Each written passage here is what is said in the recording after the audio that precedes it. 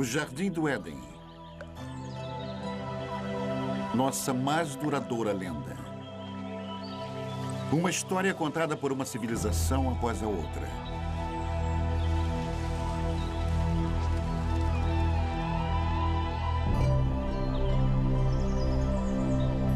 Uma história de sedução. A ira de Deus. Um paraíso perdido.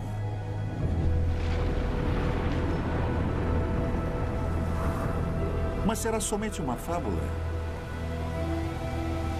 Existem provas de que as grandes histórias da Bíblia tenham sido verdade? De fato, existiu um lugar como o Éden?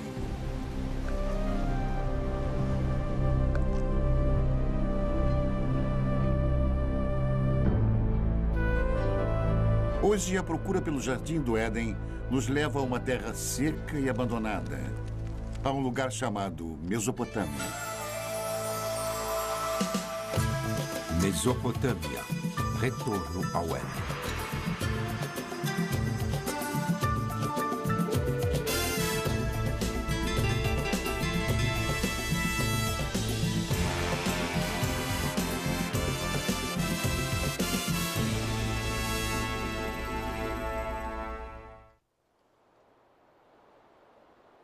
Esta é a terra onde as primeiras sementes de civilização humana foram plantadas. E foi aqui que 3 das maiores civilizações do mundo antigo surgiram: Babilônia, Assíria e Suméria. Em meio às suas ruínas, as respostas há muito procuradas para os mais profundos mistérios da Bíblia, enquanto arqueólogos percorrem esta terra em busca da origem histórica da fé. Nossa busca pelo Éden é uma viagem de volta ao passado. Primeiro até a Babilônia, a última dessas civilizações. Depois, mais distante no passado, até os assírios, os primeiros mestres da arte da guerra.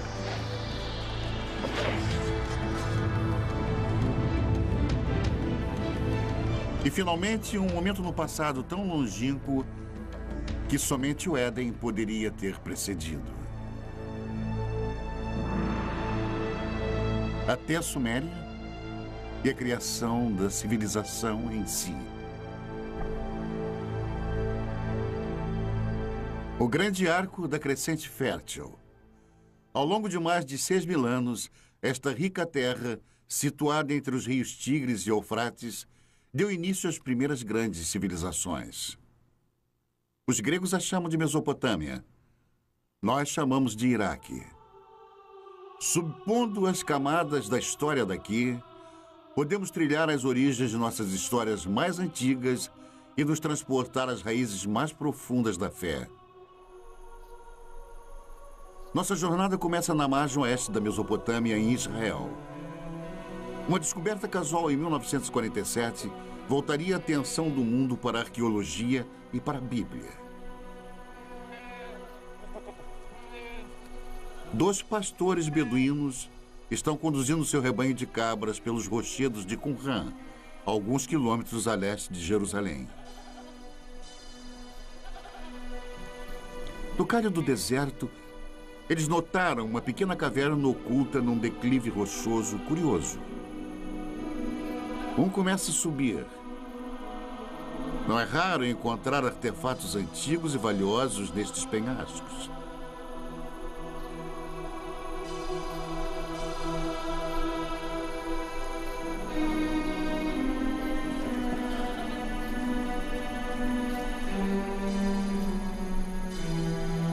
Dentro da caverna, o pastor descobre destroços de antigos potes, fragmentos de pergaminhos de couro e algumas folhas de papiro, tudo intocado desde o tempo de Jesus.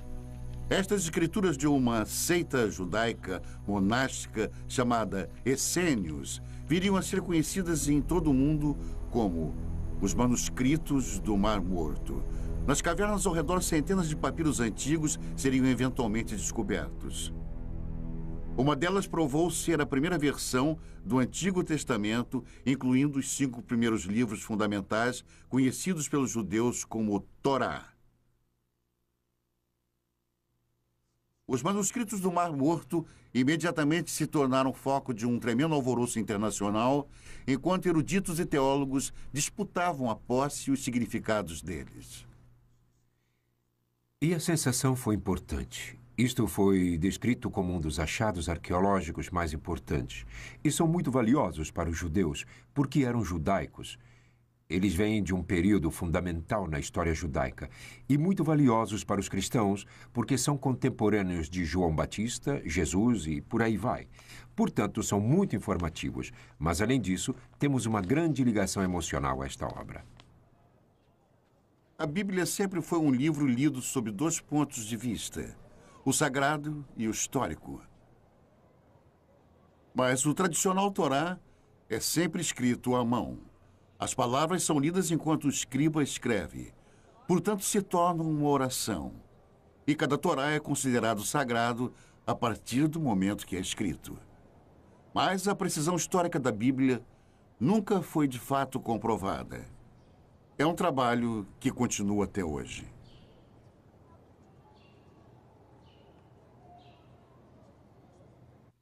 Alguns dos livros da Bíblia são excelentes livros de história.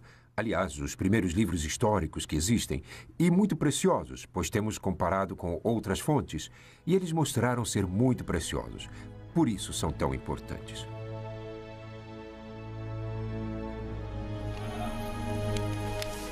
A descoberta dos manuscritos do Mar Morto foi o evento mais famoso da arqueologia bíblica, mas não foi o primeiro. A ânsia por explorar a história bíblica tem uma tradição respeitável. É uma procura que começou na Terra Santa, mas levaria à Mesopotâmia.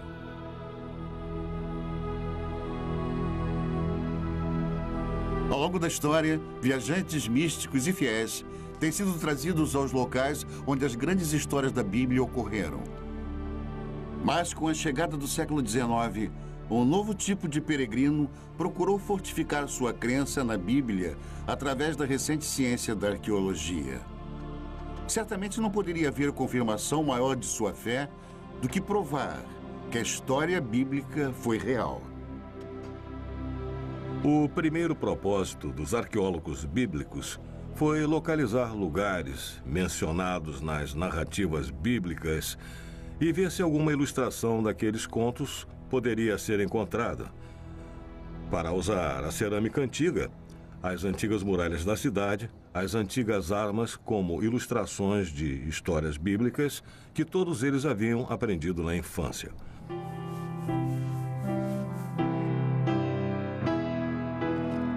O prestígio de cada nação europeia na Terra Santa era medido pelos tipos de descobertas bíblicas que eram encontradas. E uma das mais intensas batalhas diplomáticas e políticas que ocorreu na história da arqueologia bíblica foi a descoberta da famosa pedra moabita. Em 1868, na terra de Moab, beduínos da tribo Boni Ramada tropeçaram numa misteriosa tabuleta de pedra enterrada no deserto. Os nativos não eram alheios às antiguidades da área, nem ao seu valor para os europeus. O primeiro ocidental a saber sobre a curiosa pedra negra foi o reverendo Frederick Augustus Klein. Ele imediatamente partiu para a terra deserta, cheia de bandidos, acompanhado somente por alguns guias beduínos. Klein era um missionário, não um arqueólogo. Logo que olhou para o peculiar entalhe de basalto, ele sentiu uma súbita animação, suspeitando que a tabuleta negra pudesse confirmar suas crenças mais profundas.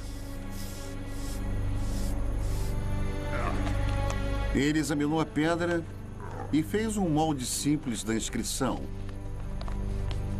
Era numa língua que Klein desconhecia. De volta a Jerusalém, ele procurou ajuda para decifrar a pedra.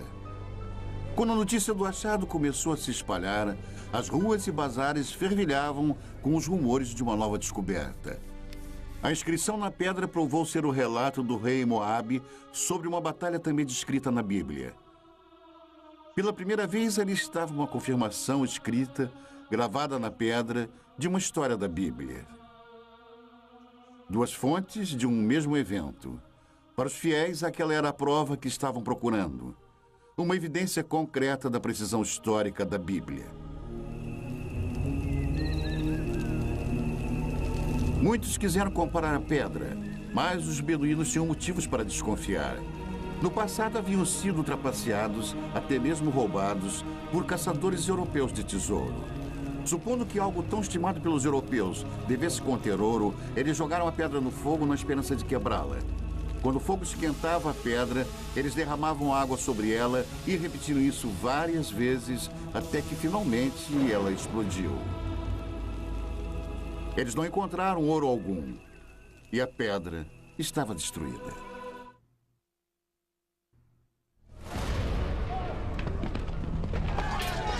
O ano é 586 a.C. O exército de Nabucodonosor, rei da Babilônia, invade Jerusalém com a ira de um Deus furioso. Estamos a quase 6 séculos antes do nascimento de Cristo. Os romanos ainda nem sonhavam com o império. É um capítulo negro na história dos judeus, enquanto a impetuosa estrela da Babilônia nasce. A Bíblia descreve o ataque babilônico. Cortou em pedaços todos os utensílios de ouro que fizera Salomão para o templo do Senhor. Todos os príncipes, todos os homens valentes, todos os artífices e ferreiros, ao todo de 10.000. Ele os levou cativos de Jerusalém à Babilônia. Os israelitas cruzaram mais de 800 quilômetros de deserto, seguindo antigas rotas de comércio pelas atuais Jordânia, Síria e Iraque até a Babilônia. Em Salmos 137, os israelitas lamentam: às margens dos rios da Babilônia, nós nos assentávamos e chorávamos, lembrando-nos de Sião. Como, porém, haveríamos de entoar o canto do Senhor em terra estranha? Fracos e exaustos, os israelitas chegaram à Babilônia, amedrontados com tamanha grandiosidade. Arrancados da modesta cidade de Jerusalém, eles contemplavam a majestosa capital do mundo antigo.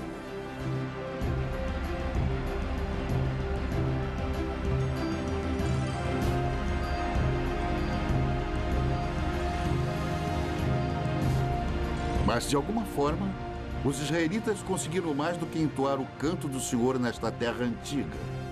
Eles também registraram. Se você pegar qualquer parte de uma fala e então escrevê-la, você está formalizando isso. Você imediatamente estabelece um texto que as pessoas podem criticar ou podem dizer: esta é a verdade, tudo mais é errado. Que eu considero como sendo o maior efeito das escrituras da Bíblia ou do Antigo Testamento. Hoje, as muralhas reconstruídas ao redor da Babilônia estampam o nome de Saddam Hussein. Mas um dia os tijolos exaltavam outro nome: Rei Nabucodonosor. Esta foi uma terra de muitos deuses e ídolos pagãos. Um local improvável para o surgimento de um dos textos mais sagrados do mundo. Na verdade, a grande diversidade babilônica criou o clima perfeito. E eles invadiram este solo cosmopolita. Até os mais educados e os mais cultos estavam sendo bombardeados com contato direto com outras pessoas, e digo pessoas diferentes. Os israelitas se viram numa violenta mistura de raças e línguas em conflito com deuses e demônios. Que cidade é esta? O Apocalipse perguntaria. Vestida de púrpura e de escarlate, adornada de ouro, de pedras preciosas e de pérolas. A morada dos demônios, covil de toda espécie de espírito imundo. Babilônia, a grande mãe das meretrizes e das abominações da terra. Mas em meio a todas as abominações, talvez até mesmo por causa delas, foi onde a Bíblia se tornou um livro pela primeira vez. Ameaçados por uma nova cultura esmagadora, escribas hebreus se empenharam em preservar e solidificar a identidade judaica. Durante 3 gerações de escravidão, os escribas uniram a tradição oral de Israel, novas escrituras e textos sagrados em um único manuscrito. Nascia a Bíblia. Felizmente para eles, os babilônios eram bem liberais. Eles os permitiram manter sua própria cultura, sua própria religião, estudar seus próprios livros. Foi isso que preservou a Bíblia até os dias de hoje. Mas como os livros da Bíblia surgiram nos longos anos de exílio, a cultura babilônica teria influenciado profundamente o trabalho dos escribas israelitas. Eles eram pessoas muito cultas, eu suponho. Muitas das que foram exiladas. E escribas conversavam com escribas. Tenho certeza que foi assim que muita informação foi transmitida.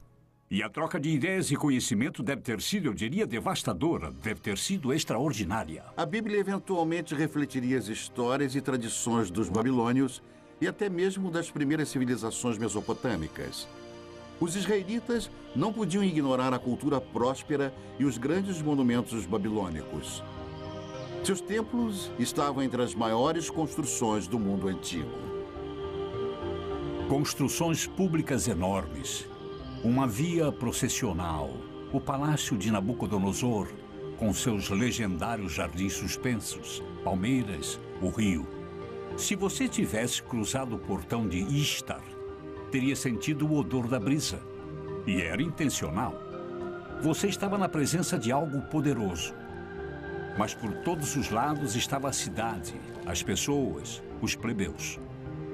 Os desfiladeiros, travessas tortuosas, o tumulto de pequenas lojas.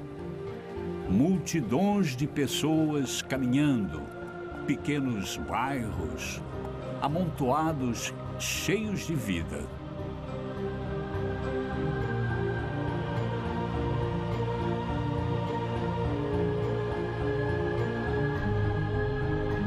E foi aqui, a Bíblia nos conta, que um dos monumentos mais extraordinários da antiguidade subia até o céu. A Torre de Babel. Durante eras, aventureiros e peregrinos esperavam que, encontrando a famosa torre, pudessem provar a veracidade das histórias da Bíblia. Um dos que falharam teria escrito: nenhum homem ousa se aproximar da torre, pois está deserta e cheia de dragões e enormes serpentes e de bestas venenosas.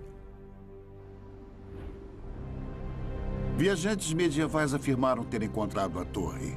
Esta almádena em espiral ainda se encontra no norte do Iraque. Mas eles estavam errados. Esta torre foi construída 1500 anos depois e muito distante das muralhas da Babilônia.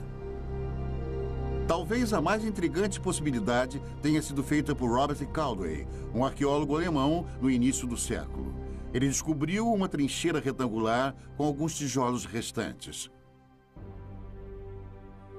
Muitos especialistas acreditam que Caldwell tenha descoberto tudo o que restou da famosa torre. Os enormes monumentos babilônicos causaram uma forte impressão nos escribas bíblicos. Mas a herança mais duradoura que sobrevive até hoje é uma novidade babilônica ainda mais impressionante: o Código de Lei.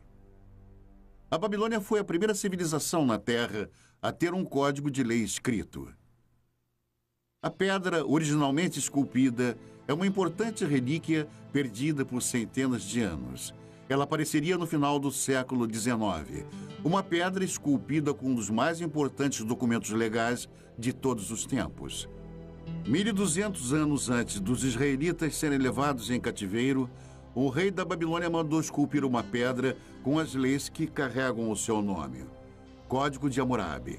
Estas escrituras podem ser tidas como precursoras do Código de Lei em Êxodo, Levítico e Deuteronômio. Nas sociedades em que o conhecimento e a lei são transmitidos e compartilhados oralmente, o precedente é muito importante. Quando foram escritos, as pessoas que o fizeram tinham imenso poder. O Código de Hammurabi influenciou quase toda a civilização desde a Babilônia. Hoje, até mesmo alguns de seus métodos mais primitivos de julgamento sobrevivem intactos.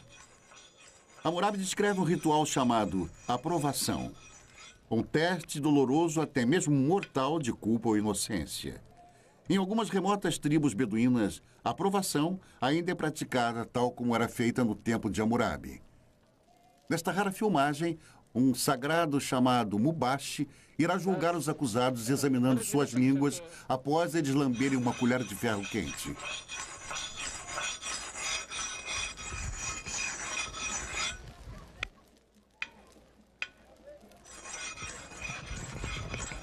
Estes homens foram acusados de roubo.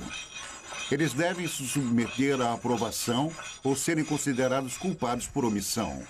Os membros da família assistem ansiosos enquanto os jovens rapazes se preparam para o ritual doloroso.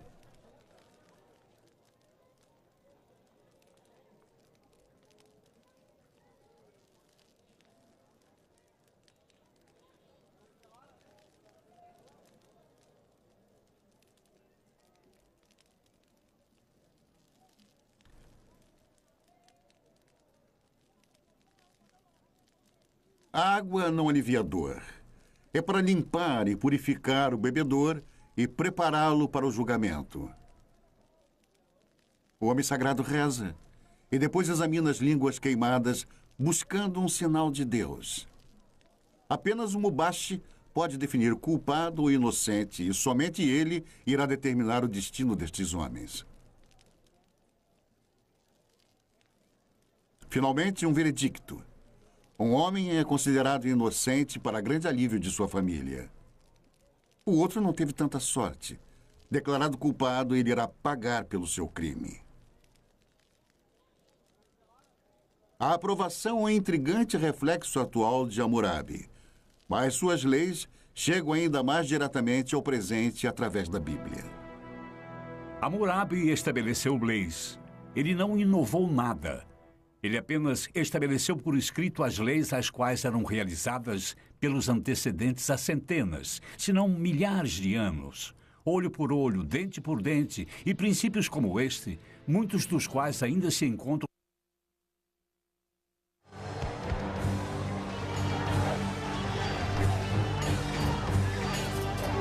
O mais mortal de todos os exércitos mesopotâmicos a viver no Antigo Mundo foram os assírios.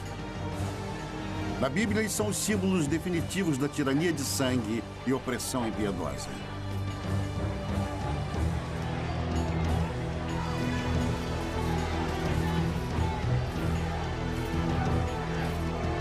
Cem anos antes de Nabucodonosor levar os israelitas em cativeiro para a Babilônia, a Bíblia nos conta que o rei assírio Senaqueribe atacou as terras dos israelitas. No segundo livro dos reis, a Bíblia diz: já tens ouvido o que fizeram os reis da Síria a todas as terras, como as destruíram totalmente.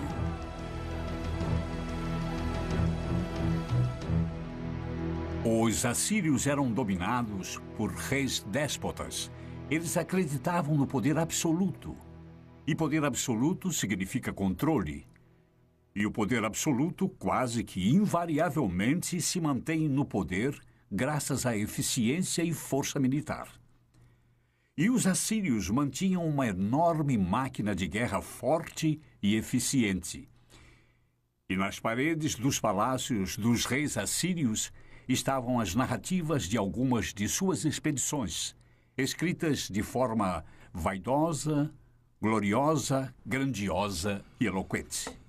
Os assírios, eles poderiam tomar uma cidade e empilhar as cabeças dos cidadãos dominantes do lado de fora dos portões, ou pegavam o rei da cidade, o esfolavam vivo e pregavam sua pele no muro, mas todos faziam isso. O poder assírio, simbolizado pela caça ao leão real, estava nas mãos de impiedosos reis guerreiros. Até mesmo a Bíblia demonstra uma relutante admiração. Eis que a Assíria e todos os grandes povos se assentavam à sua sombra. Ezequiel 31.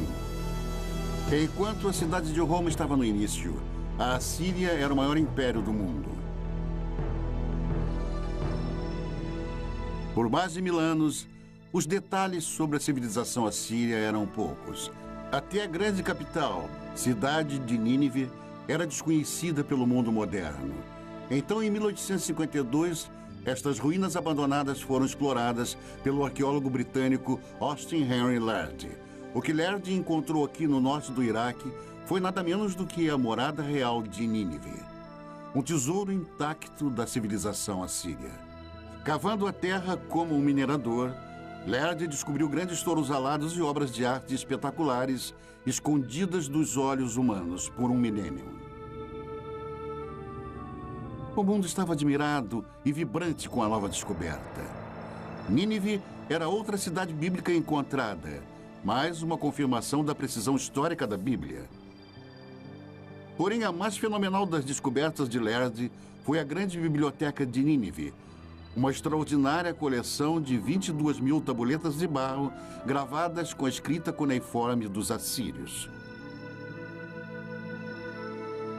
A única comunicação direta que temos com as pessoas do mundo antigo, de fato, é o que eles deixaram em seus escritos.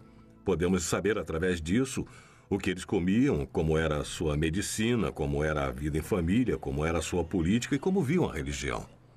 Os detalhes da vida diária dos assírios revelam uma sociedade patriarcal, um mundo onde plebeus e principalmente as mulheres tinham poucos direitos. Toda mulher assíria, quando ainda jovem, antes do casamento, ia ao templo de Estar, sentar nos degraus e ficava lá até que algum homem se aproximasse e deixasse cair uma pedra na barra do seu vestido. Então ela entrava com ele e tinha relações. Era assim. Mas neste mundo tirânico havia uma certa justiça. No casamento, até as mulheres tinham certos direitos. Uma mulher podia especificar em seu contrato de casamento que seu marido não poderia ter outras esposas. Ela podia especificar que ele poderia ter quantas prostitutas quisesse, mas não outras esposas. Mas se as mulheres comuns tinham direitos limitados, descobertas recentes revelam que as rainhas assírias dispunham de grande privilégio. Em 1989, o antigo palácio de Nimrod, ao norte do Iraque, foi o palco de um surpreendente achado. Os especialistas a consideraram a mais significante descoberta desde a tumba do rei Tutankhamon, o tesouro de Nimrod.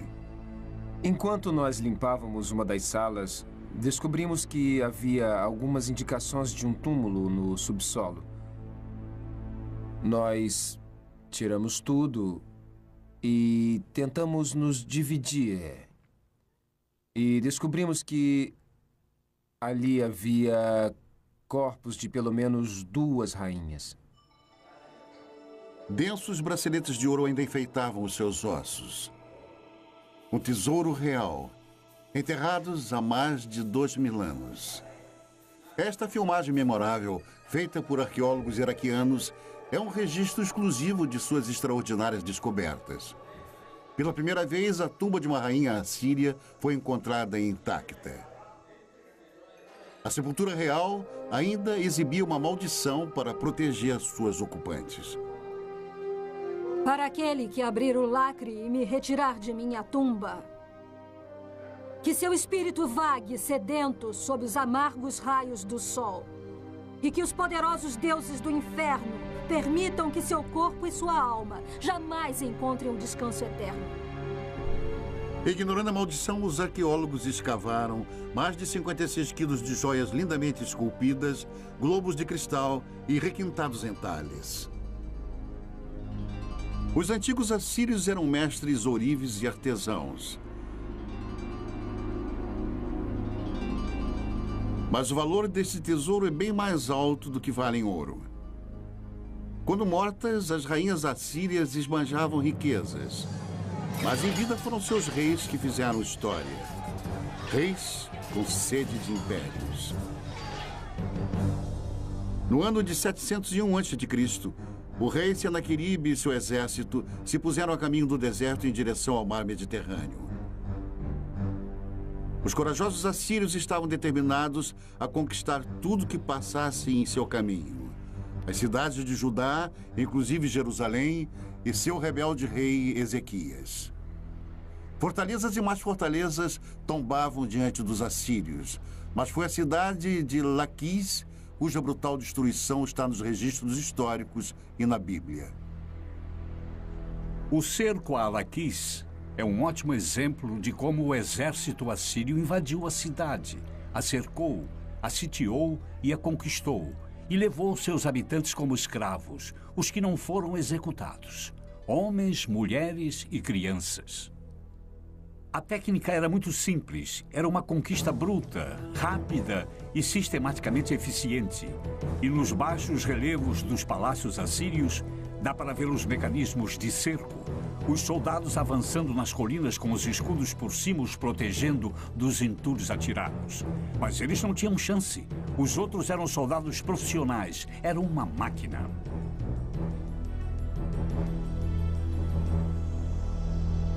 Da cidade capital de Jerusalém, o rei Ezequias sabia que um ataque assírio era inevitável. Ele tratou de fortificar a cidade e ordenou a escavação de um aqueduto subterrâneo, um empenho desesperado para proteger o fornecimento de água na cidade. Diante de um cerco, o plano de Ezequias funcionou. A Bíblia conta que Deus salvou Jerusalém e o rei da Assíria voltou humilhado para sua terra.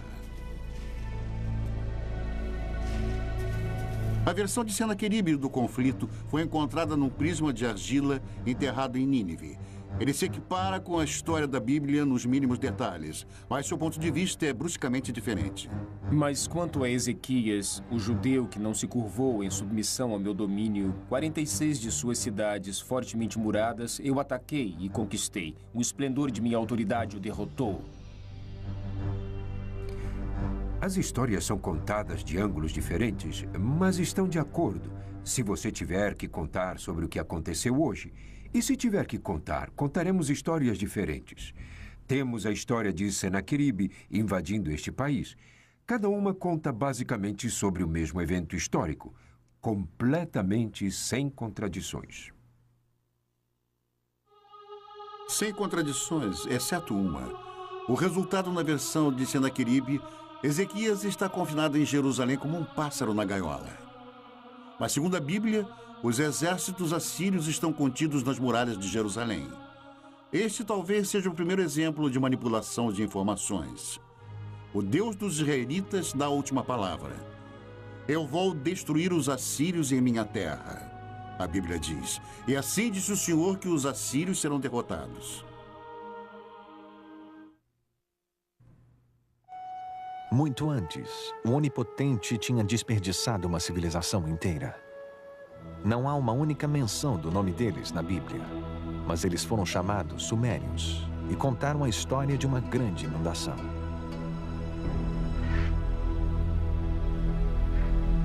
É uma das mais famosas histórias de toda a Bíblia, a saga da Arca de Noé. Um Deus raivoso, um barco de madeira, um dilúvio. É a história de Noé e sua família fugindo para a arca com cada espécie de animal e sobrevivendo ao castigo da inundação, enquanto o resto da humanidade é destruída. É uma história primitiva, mexendo com nossas esperanças e medos mais profundos.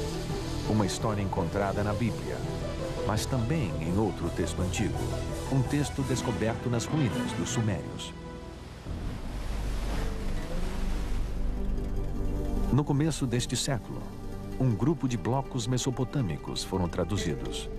Eles revelaram a primeira lenda conhecida de uma enchente cataclísmica.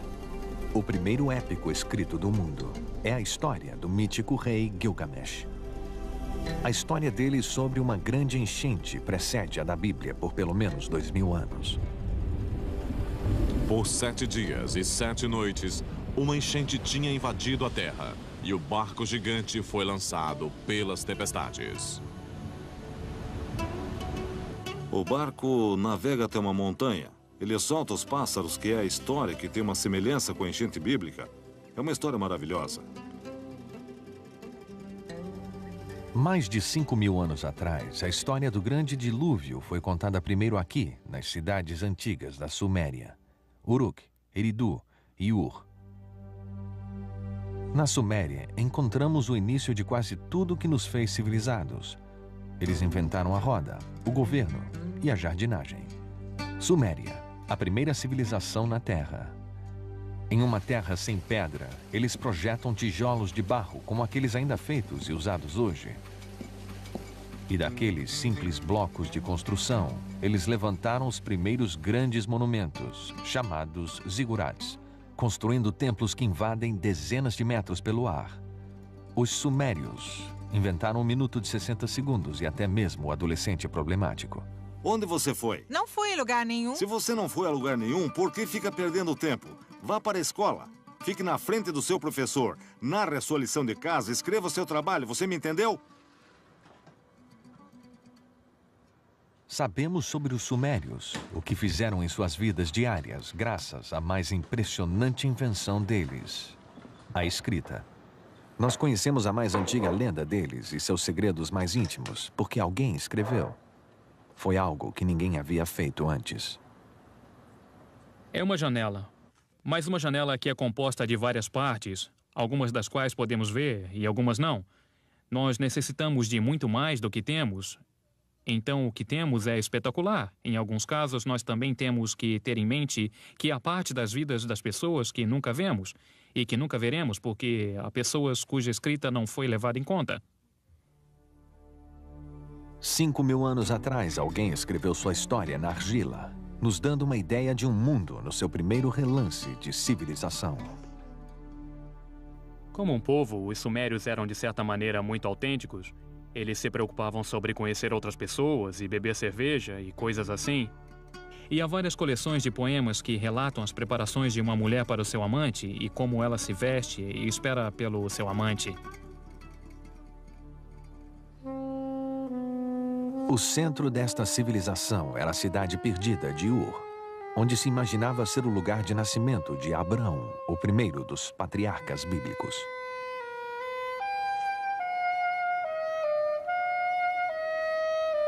É o sumário de uma cidade bíblica em termos arqueológicos, porque era um lugar de uma das mais famosas escavações arqueológicas que já ocorreu entre os anos 1920 e 1930, por um notável arqueólogo britânico chamado Leonard Woolley.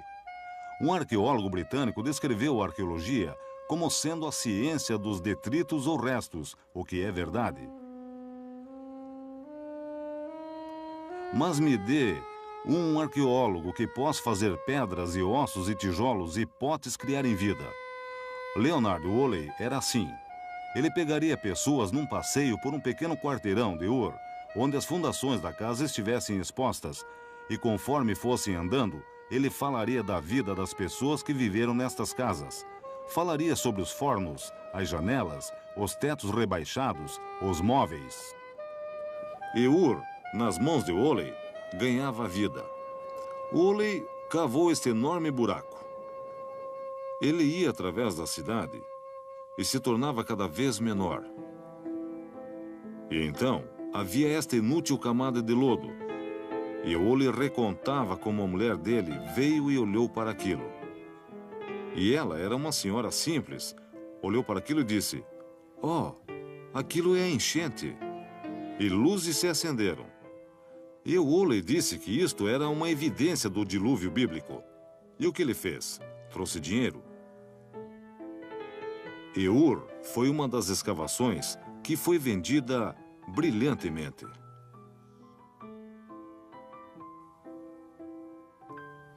Especulações sobre o dilúvio bíblico causaram uma sensação. Mesmo sem uma prova concreta, foi como se a ciência e a Bíblia tivessem se unido no desolado deserto do sul do Iraque. Woolley iria finalmente desenterrar um tesouro indiscutível. Uma descoberta que trouxe visões extraordinárias para esta primeira das civilizações. As tumbas reais de Ur. Cavando na lama grossa, Woolley descobriu 74 esqueletos arrumados cuidadosamente, todos enterrados ao mesmo tempo. O sepultamento contou a chocante história de uma jornada final de um rei para o além e daqueles que o acompanharam. E a partir disto, ele desenvolveu uma notável história de um funeral real. E a história dele foi algo assim. Primeiro eles cavaram este grande buraco com uma lâmpada de um lado. No buraco, levantaram um sepulcro com pedra na qual o corpo do personagem real foi colocado.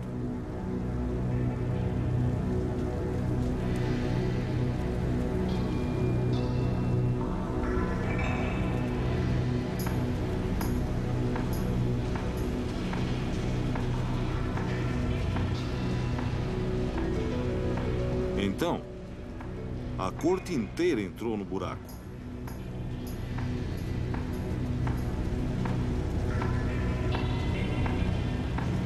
Todos se alinharam e ficaram lá com pequenos potes de argila em suas mãos.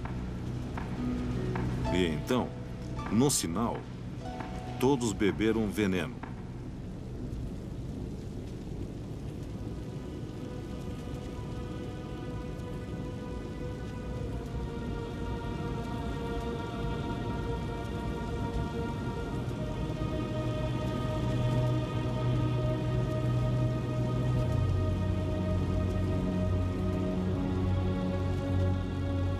Deitaram e morreram. Então, o príncipe foi para o seu túmulo acompanhado por todos os seus seguidores.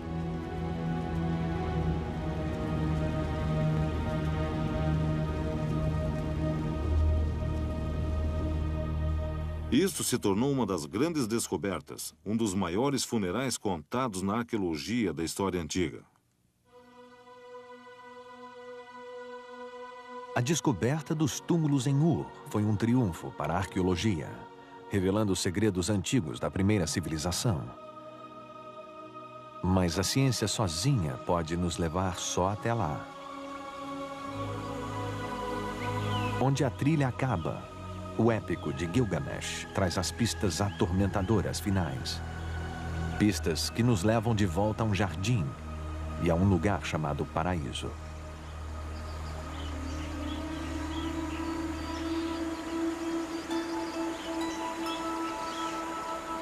Ah, o Jardim de Éden. No começo, Deus criou o mundo. É uma história familiar. Você tem esse tipo de mito da criação em quase toda a sociedade na Terra. E um desejo constrangedor do povo de um mundo melhor. Jardins de Éden. Paraísos são os desejos de um povo de uma vida menos complicada ou mais fácil, ou uma recompensa por ter trabalhado tão duro.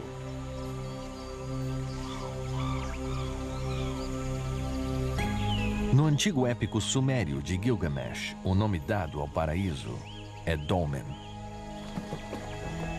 É um lugar além da habitação humana normal e como se apresenta no mito sumério da enchente, que é onde os sobreviventes da enchente foram morar. E há outros mitos que mostram Dolmen como um lugar onde tudo era perfeito. Dolmen aparece na lenda mesopotâmica como uma espécie de jardim do Éden. Como um tipo de paraíso, um lugar de verdejante frescor e água abundante, e ventos e brisas. É um lugar de maravilhas, um lugar perfeito. É também o lar para uma serpente. No épico antigo, a serpente rouba a flor que gera a imortalidade. E assim como Adão, Gilgamesh deve deixar o jardim e morrer. A ideia do paraíso parece universal. Mas no que se baseia? Este lugar existiu? A resposta indica um lugar encantado e real. 640 quilômetros ao sul da antiga cidade sumeriana de Ur, fica a ilha de Bahrein. Um mercado essencial nas rotas do comércio através dos desertos áridos e mares salgados da Mesopotâmia.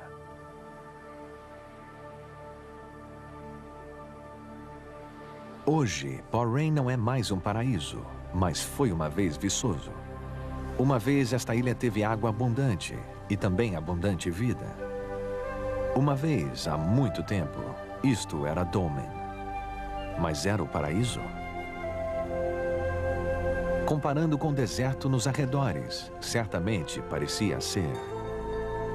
Havia tanta água aqui que o que é agora é uma ilha deserta. Floresceu.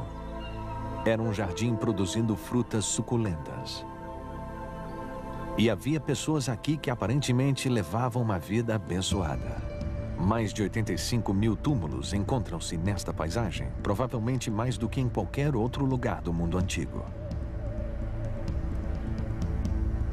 Os ossos antigos nos contam que esses povos eram mais altos e mais saudáveis, e eles viviam mais que as outras pessoas da região. E nos túmulos está a mais surpreendente chave: os restos de cobras, ritualmente embalsamadas em algum lugar no passado há mais de 4.000 anos.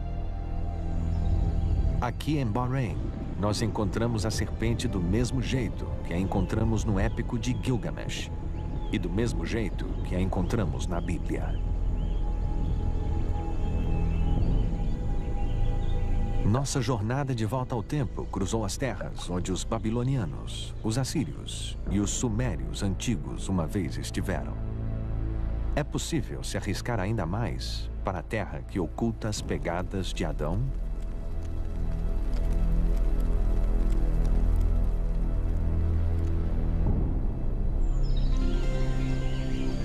Aqui, fé e razão devem caminhar juntas. Nós agora sabemos que houve uma ilha paradisíaca na Mesopotâmia. É nossa escolha acreditar que era o paraíso.